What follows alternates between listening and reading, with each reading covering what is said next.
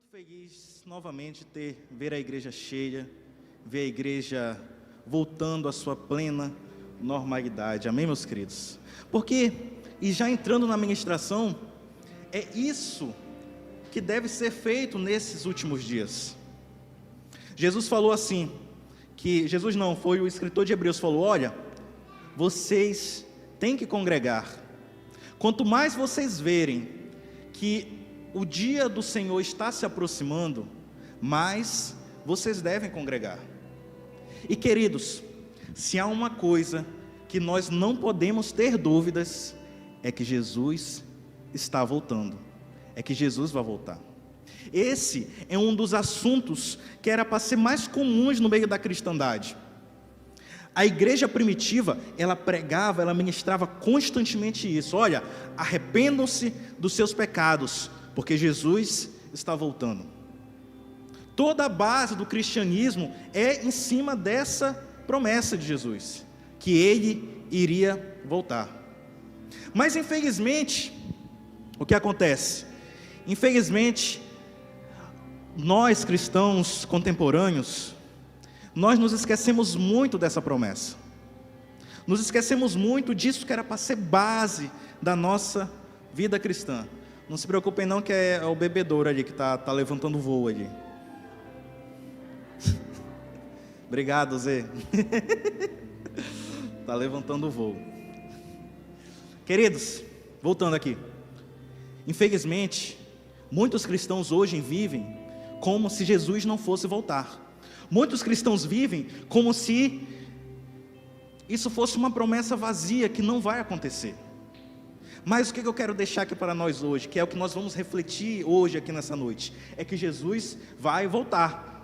E esse fato de Jesus voltar tem um grande impacto na sua vida. Tanto que o tema que eu coloquei aqui é assim, ó: Jesus está voltando. E agora? Porque isso nós não podemos esquecer. Por mais que o mundo, por mais que todos digam: olha, já passou muito tempo, olha, não tem mais jeito, olha o que está acontecendo aí, você acha mesmo que vai voltar? Saiba disso essa noite, todos que estão me ouvindo, que Jesus vai voltar. E o fato dele voltar tem um grande impacto na sua vida. Tem um grande impacto na sua vida. Eu quero convidar você para abrir lá na segunda carta de Pedro, versão nova tradução.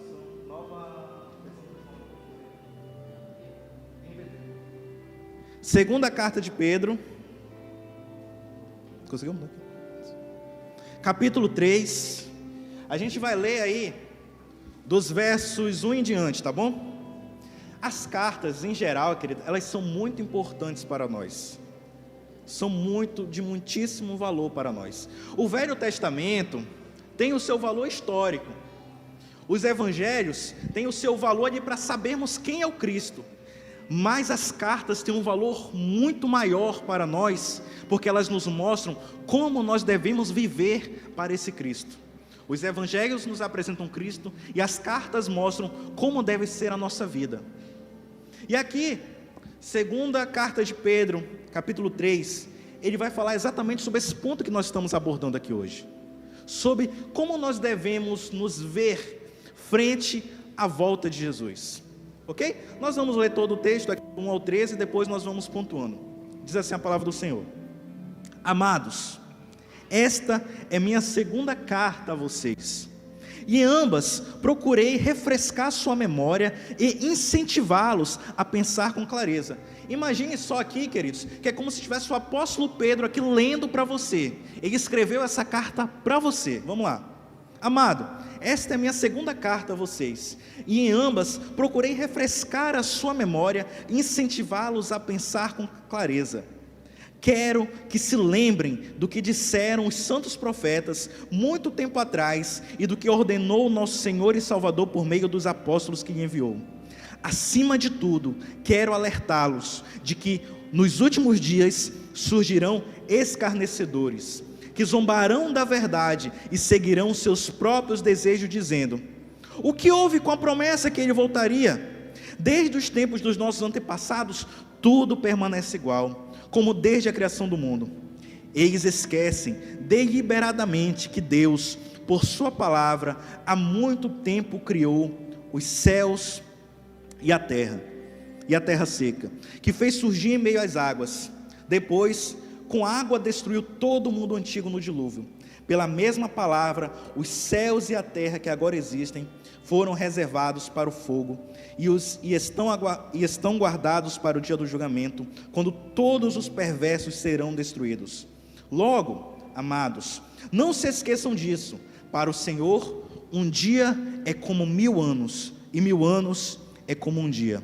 Na verdade, o Senhor não demora para cumprir a sua promessa, como pensam alguns. Pelo contrário, Ele é paciente por causa de vocês. Não deseja que ninguém seja destruído, mas que todos se arrependam. Contudo, o dia do Senhor virá como um ladrão. Os céus desaparecerão com um terrível estrondo, e até os elementos serão consumidos pelo fogo. E a terra e tudo que nela existe, e tudo que nela há, serão expostos. Visto, portanto, que tudo ao redor será destruído, a vida de vocês deve ser caracterizada por santidade e devoção, esperando o dia de Deus e já antecipando a sua vinda.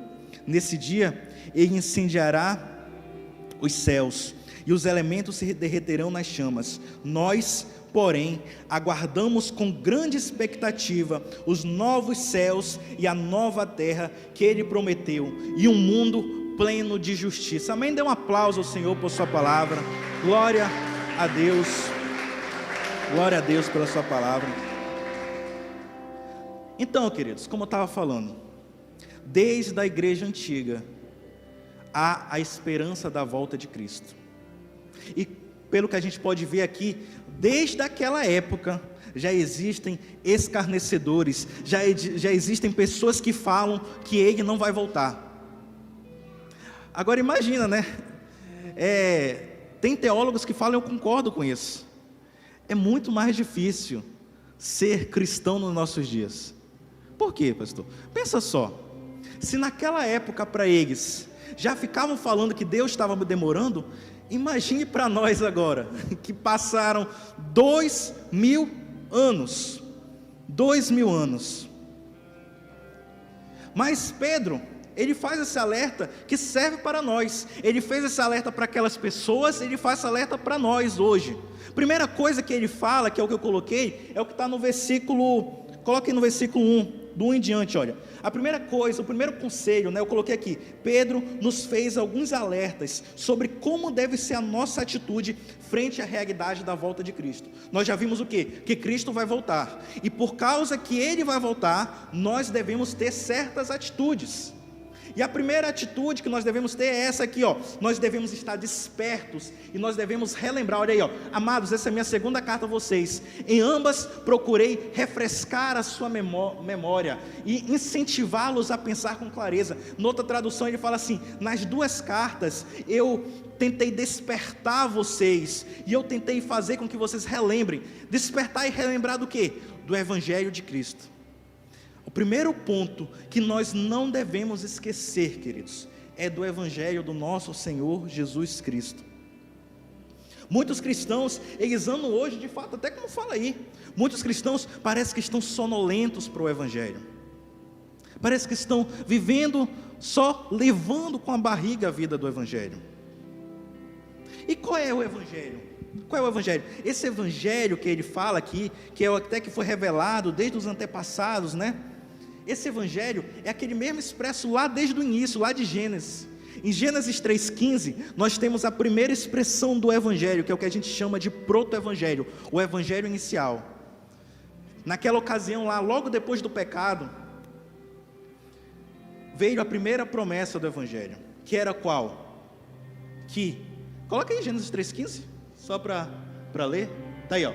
Farei que haja inimizade entre está aqui, ó. Ele lhe ferirá a cabeça e você lhe ferirá o calcanhar. Esse é o primeiro sinal do Evangelho na Bíblia, falando que, olha, eu até anotei aqui, eu anoto tão bonito, às vezes eu esqueço como é para falar.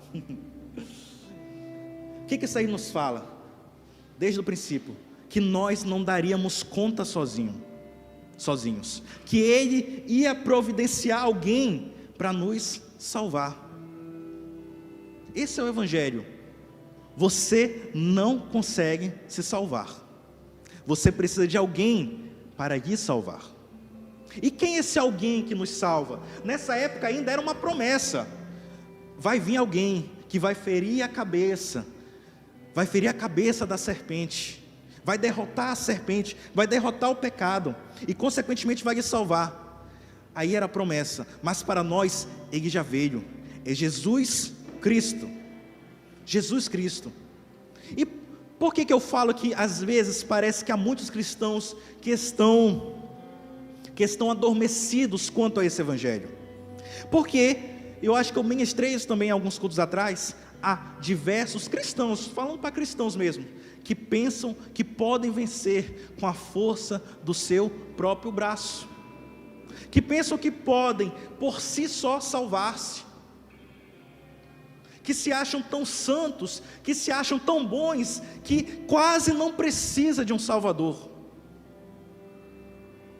E embora pareçam pessoas espertas, pareçam pessoas espirituais, pareçam pessoas perfeitas, elas estão, na verdade, adormecidas para o Evangelho. Porque o Evangelho diz assim: você não pode salvar a si mesmo, você é um pecador, você depende de Deus. Se você não tem esse sentimento, que você precisa de Deus diariamente, que você precisa de Jesus diariamente, que precisa de uma mudança na sua vida, você está adormecido.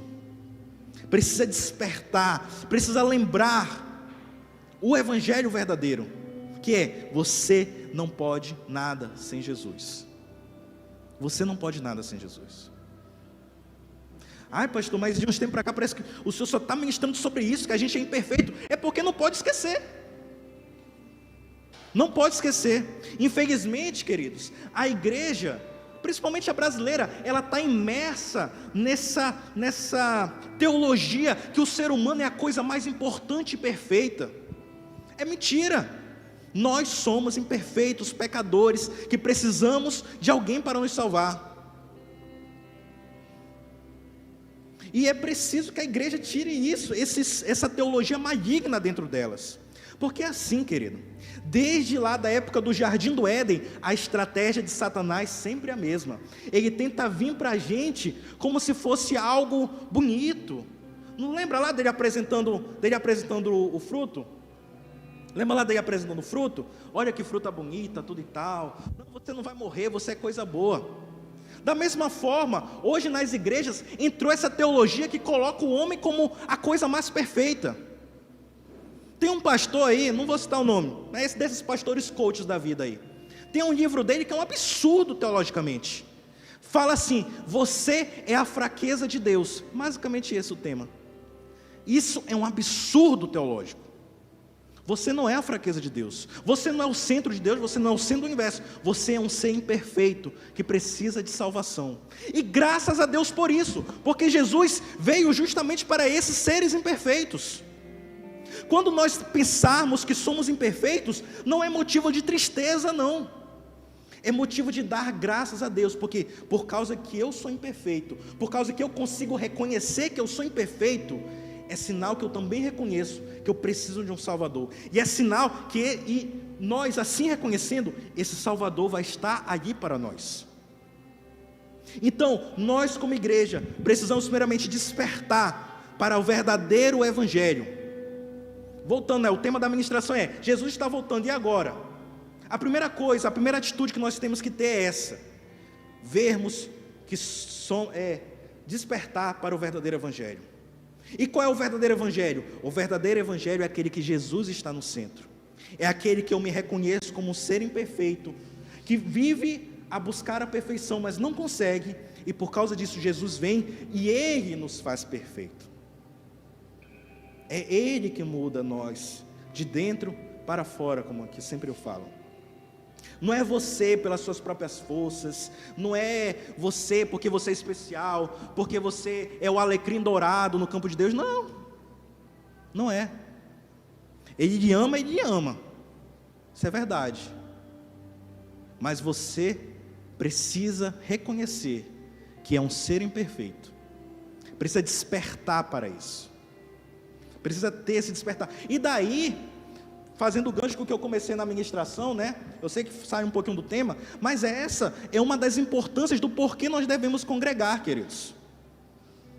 Porque é aqui na igreja que nós temos o contato com o verdadeiro evangelho. É aqui na igreja que nós temos o contato com a beleza, como bem o Jonatas falou de Cristo no início, com a beleza de Deus, e nós vemos o quão imperfeito nós somos. Por isso que é importante nós congregarmos. Porque aqui nós teremos o contato com esse verdadeiro evangelho. Que Pedro fala, olha, relembra. Isso é importante, olha, Pedro escreveu 2 vezes, ele fala, né, olha, eu já escrevi a primeira carta sobre isso. Mas parece que não foi o suficiente, então vou escrever de novo, outra carta falando, é preciso voltar, relembrar, despertar para o verdadeiro evangelho. Que verdadeiro evangelho é esse, pastor? Que nós somos imperfeitos, mas que Cristo morreu pelos nossos pecados, ressuscitou, e por sermos imperfeitos, Ele é o nosso Salvador perfeito, Ele é aquele que vem e nos restaura. Então, frente à volta iminente de Cristo, porque Ele vai voltar, a primeira coisa que nós temos que estar continuamente é despertos para o verdadeiro evangelho, despertos para a nossa necessidade, que precisamos dele,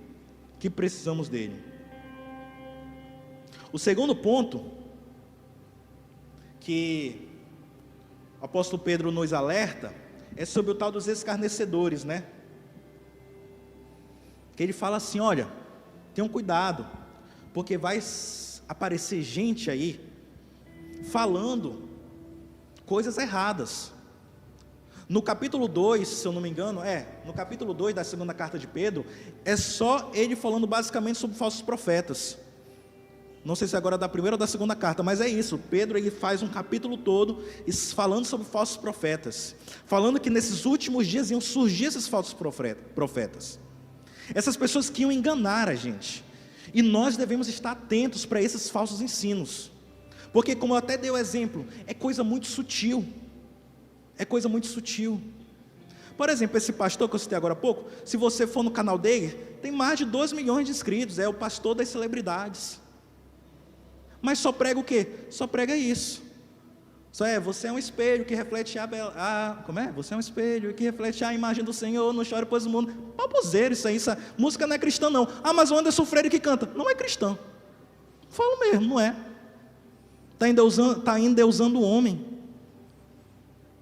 Você não é não, você é amado por Deus sim, mas você não é esse alecrim dourado que nasceu no campo.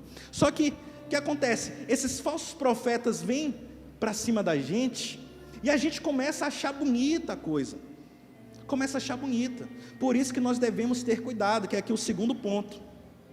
Surgirão escarnecedores, surgirão falsos profetas, surgirão pessoas que vão tentar desvirtuar do caminho, e aqui, né, o apóstolo Pedro ele dá um exemplo bem categórico, daqueles que atacam mesmo de frente.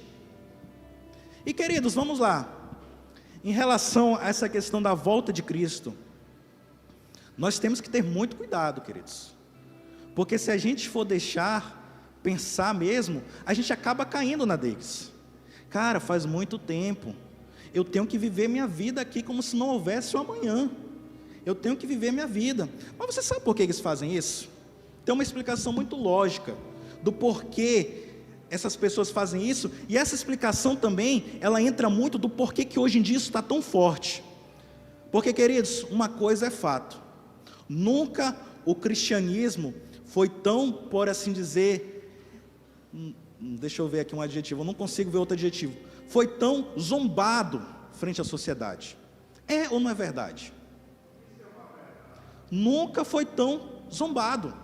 E fazem lá, aquele lá, o Portas dos Fundos, com certeza nesse ano, no final do ano, ele vai querer fazer de novo lá, o especial de Natal dele, zombando do cristianismo.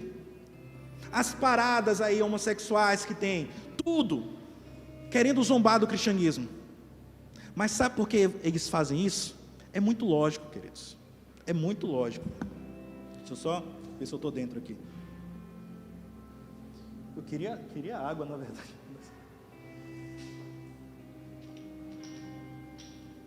Isso é muito lógico, queridos. O ser humano, ele sempre tenta se proteger, sempre. Isso é algo nosso, sempre tenta se proteger. E pensa só, vamos analisar a vida dessas pessoas, vamos ver o contexto. Elas estão imersas em comportamentos altamente destrutivos na maioria das vezes, que para elas a única saída é negar aquilo que está óbvio. Ou seja, para elas não terem tanto peso na consciência, elas querem fazer de tudo para negar a verdade do cristianismo, porque o cristianismo fala as coisas que são erradas. Então, como um instinto de proteção, ela começa a falar: não, mas não é bem assim, não, mas isso não existe, não, Jesus não vai voltar, já faz tanto tempo isso. Que é exatamente o que o versículo fala aqui. A gente lê, né, nessas versões mais atuais da Bíblia, parece ser algo muito próximo, porque é a verdade, é muito próximo. O que eles estão falando em outras palavras? Cara, desde que mundo é mundo, estão falando que Jesus vai voltar. Meu pai já falava que Jesus vai voltar, meu avô, meu tataravô já falavam, já ouvia que Jesus vai voltar. Não vai voltar não. Sabe por que eles fazem isso? Porque eles sabem, lá no fundo, que eles estão em caminho errado, e eles tentam negar com todas as forças a verdade, porque eles sabem que no momento que Jesus voltar, eles serão destruídos pelo fogo, que é como o apóstolo Pedro fala logo em seguida. Então eles tentam negar a toda força, e nós temos que ter cuidado para não cair na lábia deles. Isso aqui é um exemplo de falso profeta, de escarnecedor. Tem os outros exemplos que eu falei agora há pouco, que são esses que tentam deturpar a palavra de Deus. Proliferação de seitas, nunca teve tantas seitas cristãs no Brasil e no mundo. Seitas, religiões, temos que ter cuidado, porque o destino deles, Pedro fala logo em seguida: serão consumidos pelo fogo. Pedro fala assim: olha, esse Deus que eles estão zombando, que eles falam, desde que o mundo é dessa forma, foi o Deus que criou esse mundo que eles estão falando. Deus criou esse mundo, e esse mundo já foi destruído uma vez pela água. Ou seja, Deus já cumpriu a sua promessa uma vez, Ele cumprirá de novo. Que é o nosso terceiro ponto aqui. Primeiro ponto é o qual que eu falei: nós temos que estar despertos para o verdadeiro evangelho. Segundo ponto, nós temos que ter cuidado com os falsos profetas que vão tentar vir para tirar o nosso foco. E o terceiro, deixa eu ver se eu estou seguindo a ordem. O terceiro é exatamente esse: nós temos que lembrar que Ele sempre cumpre a sua palavra. Ele falou uma vez que ia destruir, lá destruiu pela água, destruiu. O arco-íris, que é o sinal da aliança de Deus, ela é assim de duas formas. É o sinal da aliança de Deus, que Deus não vai voltar a destruir a terra com água, voltar a destruir, ou seja, ela também é um sinal que Deus já destruiu isso aqui uma vez. Nós não podemos esquecer. Deus já cumpriu a sua palavra uma vez, dizendo que ia destruir isso aqui, e Ele vai fazer novamente, conforme diz a sua palavra. E nós temos que estar atento a isso. Ele sempre cumpre a sua palavra. Então, nos momentos difíceis da nossa vida, nós devemos lembrar que Ele vai voltar para nós, que nós vamos estar com Ele, que Ele cumpre a sua palavra. E o último, que o apóstolo Pedro alerta, é sobre a questão que nós temos que ter o entendimento que tudo está preparado por Deus. Tudo está preparado por Deus. Às vezes a gente quer que as coisas aconteçam da nossa forma, às vezes a gente quer que as coisas aconteçam do nosso jeito. Que era o que essas pessoas estavam falando aqui: Deus está demorando muito. Por que elas falavam isso? Porque elas queriam que Deus, teoricamente, ou que Deus viesse logo, ou em resumo, que Deus estivesse sujeito ao tempo da terra. Mas a primeira coisa que nós devemos lembrar acerca desse subtópico é isso: Deus não está sujeito ao nosso tempo. Deus não está sujeito. É o versículo, eu acho que é o versículo 8. Aí, versículo 8. Não se esqueçam, para Deus, para o Senhor, um dia é como 1000 anos, e 1000 anos é como um dia. Se a gente pensa que Ele está demorando, é do nosso ponto de vista, que não vale nada frente ao ponto de vista dele. Porque pensa só, ele é um ser eterno. No último culto, eu falei da diferença de eterno e infinito. Infinito é aquilo que tem começo, mas não tem fim. Eterno é aquilo que não tem começo e nem fim. Está vendo? Ele é tão grande que é difícil até da gente entender. Tenta entender isso, algo sem isso, não dá. Nossa mente é muito limitada. Como que a nossa mente tão limitada agora vai querer ditar o tempo de Deus? Não tem lógica. Deus não está demorando, porque Ele nem obedece ao nosso tempo. Ele está acima do tempo. E mesmo que estivesse demorando, mesmo que estivesse retardando, o motivo, sabe qual é o motivo? Eu e você. Como assim o motivo é eu e você? Porque Ele não quer que nenhum se perca. Ele não quer que eu se perca, que vocês se percam, que seus familiares se percam. Com certeza muitos de nós aqui temos familiares que ainda não conhecem o Senhor Jesus, que ainda não servem Ele. Jesus está esperando, Deus está esperando eles. Isso tem que ser uma esperança no nosso coração, que Deus vai salvar os nossos. Que Deus vai salvar os nossos. E por causa disso Ele está ali retardando o tempo. Retardando o tempo ali, não, eu não quero que nenhum se perca, senão que todos cheguem ao arrependimento. Isso vale para nós também. Será? A gente sempre tem que estar esse pensamento. Será que se Jesus voltasse agora, você ia subir, vamos dizer assim? E aí? Eu lembro de uma vez, eu lembrei agora de um negócio. Teve uma vez que o pastor lá na Batista que eu frequentava, ele estava pregando um parecido com isso, né? Ele tinha combinado com os irmãos, isso foi verdade. Ele tinha combinado que nessa hora que ele falasse isso, iam apagar a luz, e um irmão ia entrar correndo feito doido, dizendo que Jesus tinha voltado. Cara, pensa num susto. Pensa num susto, queridos. Mas e aí? Se acontecesse agora aí, como é que estaria a sua vida? Se ia ficar, se ia subir, se ia ficar correndo feito doido? Ele está esperando cada um de nós, querido, se aprontar, vamos dizer assim, ficar beleza. Quando aqueles que Ele destinou para a salvação estiverem ok, pronto, Ele virá. E a gente não pode, né, falar que Ele está atrasado, porque pensa só, para eu falar que alguém está atrasado, eu tenho que saber quando essa pessoa vem.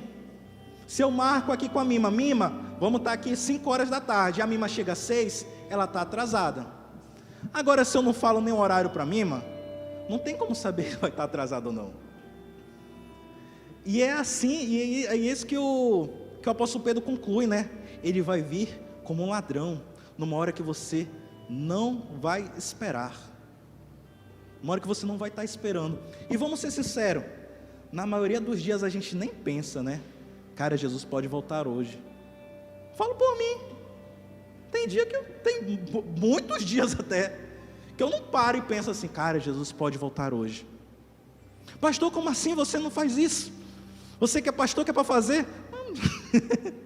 Eu sou igual a você, eu só tenho função diferente. É a mesma coisa, é homem pecador. Essa história de pastor ser diferenciado, isso é outra teologia errada das igrejas. Beleza? Pastor é a mesma coisa. Tem a função diferente, né? Tem as funções diferentes. Mas pastor, você não pensa nisso todos os dias? Não, confesso que não. O que é um erro para nós cristãos. Diariamente, queridos. Eu sei que isso é difícil, mas seria o correto. Diariamente, nós devíamos pensar, Deus pode voltar hoje, Jesus pode voltar hoje. Se Ele voltar hoje, como é que vai estar a minha vida? Se Ele voltasse agora, como é que vai estar a minha vida? Que o apóstolo Pedro conclui isso, olha, fiquem atentos e vigilantes, porque Ele vai vir como um ladrão. Quem de nós fica esperando o ladrão vir? Não, simplesmente a gente sai e é assaltado. Simplesmente a gente sai. Naira foi assaltada recente, no fim do ano. Simplesmente ela foi no centro e lá foi assaltada. Ela esperava o ladrão naquele dia? Não. Para ela seria só mais uma ida ao centro normalmente. Mas foi assaltada. Da mesma forma, Ele vai vir no momento que a gente não espera. Como que vai estar a nossa alma nesse momento? Como é que vai estar a sua vida nesse momento? Por isso que é de extrema importância, querido, que diariamente você passe a inserir isso na sua rotina, essa autoanálise. Cara, se Jesus voltar hoje, se a nossa vida fosse baseada nisso, queridos, a gente ia viver uma vida muito boa. Porque pensa só, a pessoa vai lhe ofender, você não ia nem ligar. Tá falando besteira, deixa eu falar, daqui a pouco Jesus volta. Os primeiros cristãos eram assim.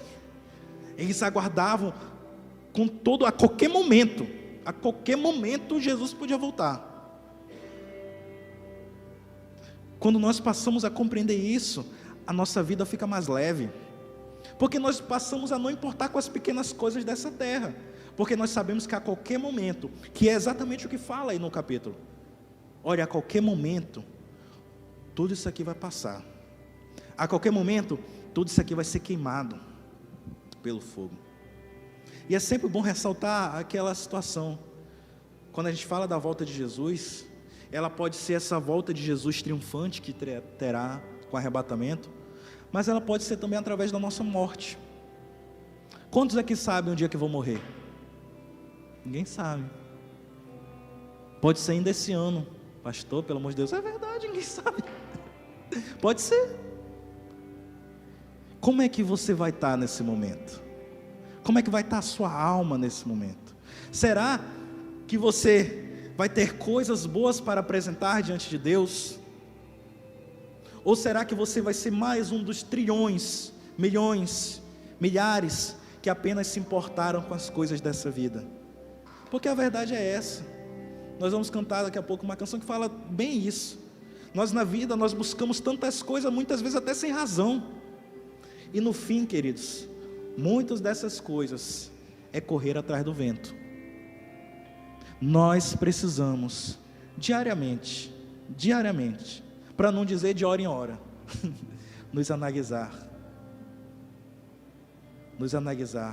e pensar que Jesus está voltando. Que você precisa reconhecer o Evangelho de Deus, o Evangelho dele, que ele morreu, Jesus morreu e ressuscitou por você. Se você ainda não reconheceu isso, hoje é o dia, queridos. Jesus ainda está disponível para você, porque vai chegar um dia que não estará mais.